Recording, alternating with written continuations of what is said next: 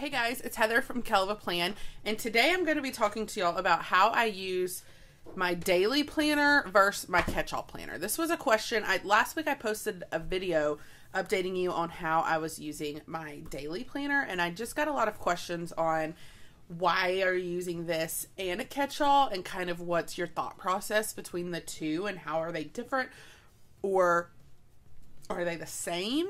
And so I just had a lot of questions about it, and so I decided I'd go ahead and film a video just kind of showing you guys what is the same, what is different, my thought process in using both, and how it works for me. So this is what I call my catch-all planner. It is a vertical classic happy planner, and I call it a catch-all because literally everything that's happening in my life goes in this planner, because I like to be able to look at my week at a glance and just see all of the things that are going on.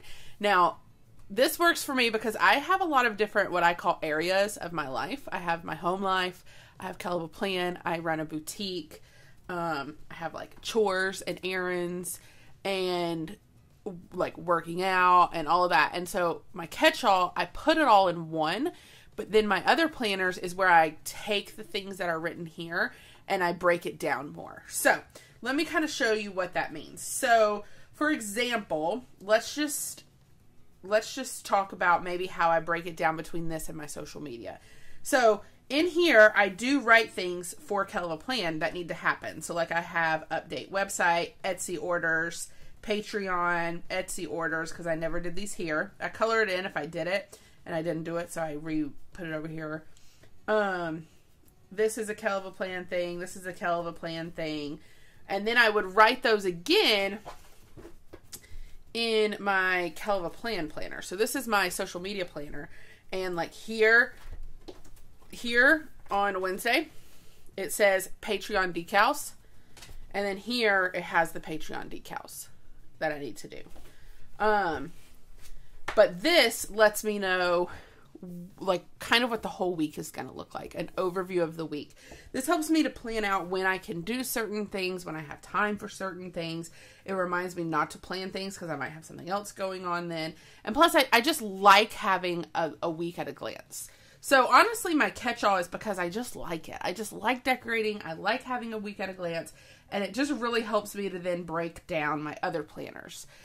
Now, my daily planner is something kind of new, and I will say that some of the things that are written in here are also written in here or written in my Catchall planner. So some of it does repeat, and for me, that's okay. I would rather write something multiple times than forget to do it.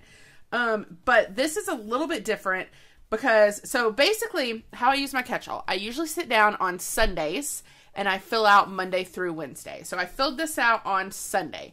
Today is Wednesday. This video isn't going up until Saturday, but when I'm filming this, it's Wednesday.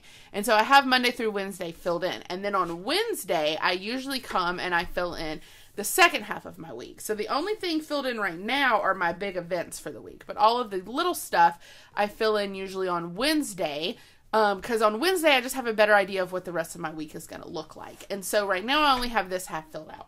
And I do that 2 times a week so that I can really like see what my week as a whole is going to look like. And then this is my daily planner, which I use on a daily basis. Now, I do still use this on a daily basis. This is still open and on my desk, but a lot of times this ends up sitting on top of it, like this on my desk. And then I can always move it if I need to see what's underneath. But this has really helped me be able to break down my day in a more scheduled way. So typically what I do is I come in here, and I actually usually fill in the hourly the night before, because it just helps me to be able to like go to bed and like know what my next day is going to look like. If I don't fill it in the day before, then I fill it in first thing in the morning, and I just plan out my day based on the hours. And a lot of times this comes from what's over here. So like on Monday, when I filled this out, this reminded me that I have a sneak peek at 7 and a Patreon Q&A at 8. So I could go ahead and write those in, and then I could fill in the other things that I needed to do that day based on the time. Then on my to-do list, some of these to-dos are also written over here, but there's also more over here than what's written over here. So like I have deposit checks, which isn't even on here. Vacuum pull, which is here, and you can see I didn't do it. Update website, which is written on both. Etsy orders, which I didn't even write over here, which is honestly probably why I didn't get to it, because I didn't write it over here. And then I have my sneak peek and this. But I have a lot of other things written in here that I needed to do, because this, like, filming day, that is written in my Kell planner, not on this planner.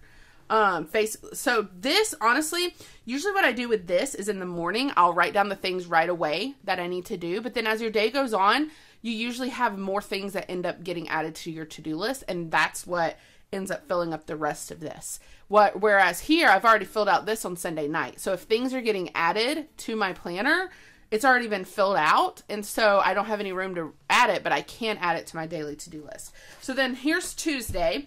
And I have my schedule. I have the things that I need to do, which some of them are also over here, like Leslie's for chemicals. I have water test here. Account for Jeeps. See here, this is just, I need to do it this week, and then I put it on Tuesday in my daily planner. Update ambassador group. I don't even think I have that over here because that's a boutique thing. I have Etsy orders. And I wrote out all of the Etsy orders that I need to do. And then I put see patron list, which is that list I showed y'all earlier in my Kell planner. But I actually didn't get to this. So that's why it's not highlighted. It's if I highlight it, if I actually get it done. If I don't get it done, then it stays unhighlighted, which then lets me know I need to do it. So here I had it scheduled on Wednesday. I had hopes I'd be able to do it on Tuesday. So when I woke up this morning, I thought, oh, the day's not going to be that busy. I'm going to be able to get my Etsy orders done. That didn't happen. So hopefully I'll get them on Wednesday. So then this is my Wednesday planner, which is today. And I wrote down the things I needed to do. And some of them are the same as over here, and some of them are not. Sorry. So I can go ahead and highlight the things that I've already done. And then these are the things I still need to do today. And again, some of these things are not listed over here because this was filled out on Sunday, and some of these things have come up since then. So again, this is like a week at a glance. And I know that it might seem kind of repetitive to some of y'all, and that's fine. If my planning style doesn't make sense to you, or it's not something that would work for you, that's totally fine. I'm just explaining what works for me. I think that the beauty in planning is that it is such a unique and personalized thing that everybody is going to do it a little bit differently. So if you're looking at this and you're like, Heather, that doesn't make sense. Why would you write it here and here? That's totally fine, but it works for me. It really, really works for me really well. And I actually love this because I have the space to add in more things as they come up. Whereas here, I might have already filled out my whole planner. I don't have any more room. But just because these are the things I have listed doesn't mean that's all I'm doing that day. And this planner allows me to break it down even more or add even more to my to-do list, which I love. And I also love having this daily schedule.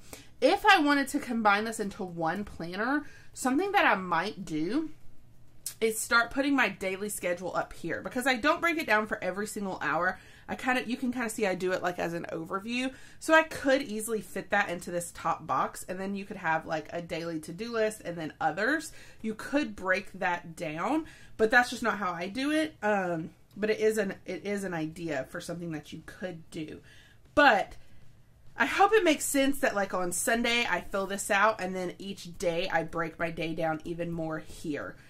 I use this to help me fill out this. So like when I'm writing my to-do list for the day, I always refer to things over here, and I make sure that they're written here. So like we have Etsy orders, pool prep, vacuum and chemicals, which I have vacuum pool, interview with magazine, which I have here, share release info, which is the flip through, bills, which is here. Now here's another way that these kind of work together. Here I just wrote bills. I didn't break down the bills.